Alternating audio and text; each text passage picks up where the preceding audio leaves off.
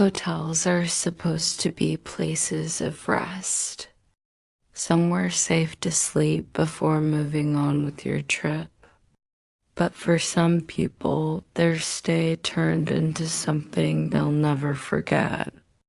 These are 3 creepy true hotel horror stories that still haunt guests to this day.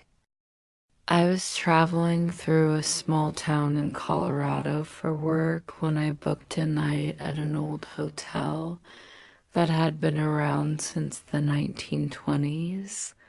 The place had charm, but it also had this eerie silence. The kind of silence that makes you whisper even when you're alone. My room was on the 2nd floor, room 217.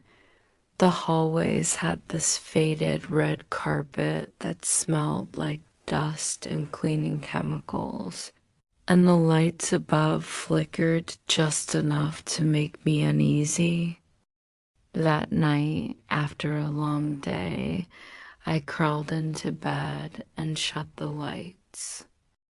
Around 2 a.m., I woke up to knocking. At first, I thought it was someone at my door, but when I sat up, I realized the knocking wasn't coming from the hallway. It was coming from inside the wall, 3 slow knocks. Then silence. I tried to ignore it, convincing myself it was just the old pipes or something. But a few minutes later, it came again. Louder this time. Knock, knock. Knock. I whispered, "Hello?" half hoping I'd hear nothing back. That's when I heard the faint sound of breathing right next to my ear, like someone was standing beside the bed in the dark. I jumped up, switched on the lamp, but of course, no one was there.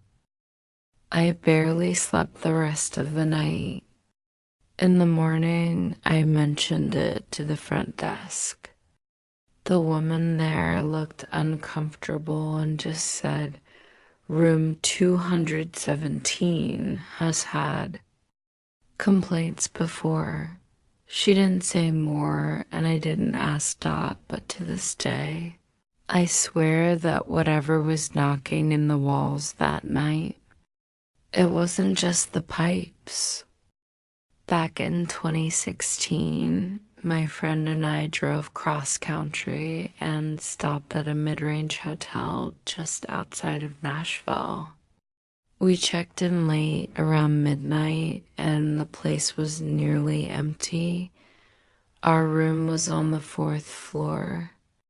The hallway stretched long and empty, lined with buzzing fluorescent lights.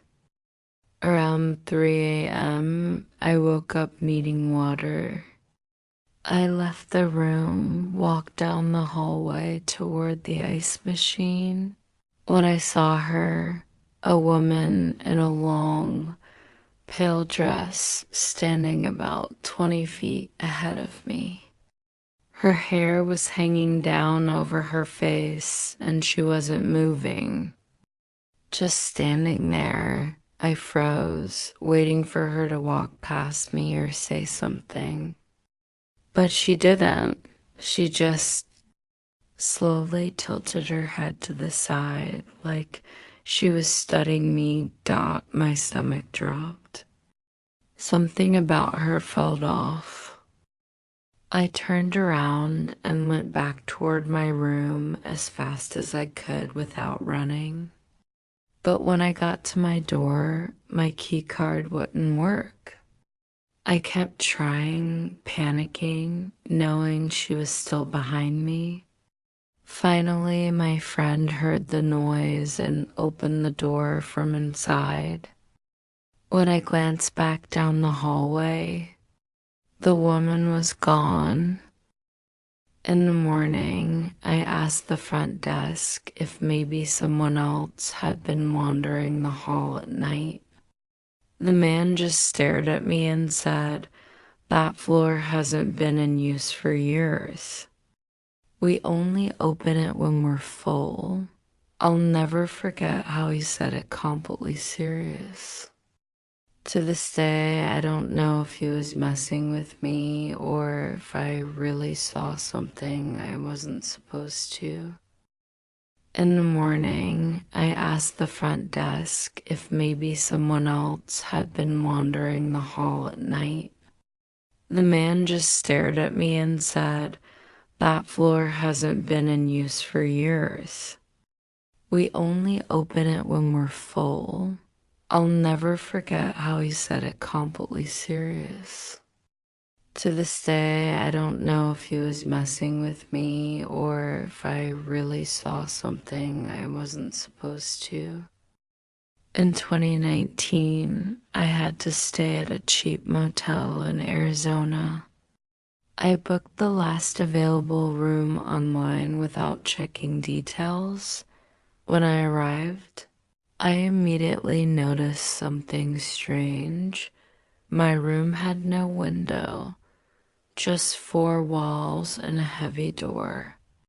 It felt less like a hotel room and more like a cell. I tried to sleep, but the room was stifling. Around midnight, I woke up sweating and heard something scratching. At first, I thought it was a mouse. But the sound wasn't coming from the floor. It was coming from the ceiling. I stared up and saw a faint crack in one of the ceiling tiles. Then slowly, tiny flakes of dust started falling onto the bed. I grabbed my phone flashlight and shined it upward. That's when I saw it 2 fingers. Pale, dirty fingers pressing down on the tile from the other side. I froze in horror as the tile shifted, and I heard heavy breathing above me. Someone was in the crawl space. I bolted out of the room and ran to the front desk, yelling that someone was in the ceiling. The night manager looked exhausted but called security. When they went back to check, they found no one in the crawl space, no signs of forced entry. The manager insisted it must have been my imagination. But when I demanded to switch rooms, he gave me a different key without argument. And the weirdest part? The new room he gave me had a window like a normal hotel room. I don't know who or what was up there above that bed, but I'll never stay in a windowless room again. Hotels are meant to give us a good night's sleep. But for these people, their stays became nightmares they'll never forget. Which story scared you the most? Comment below and subscribe for more true horror stories.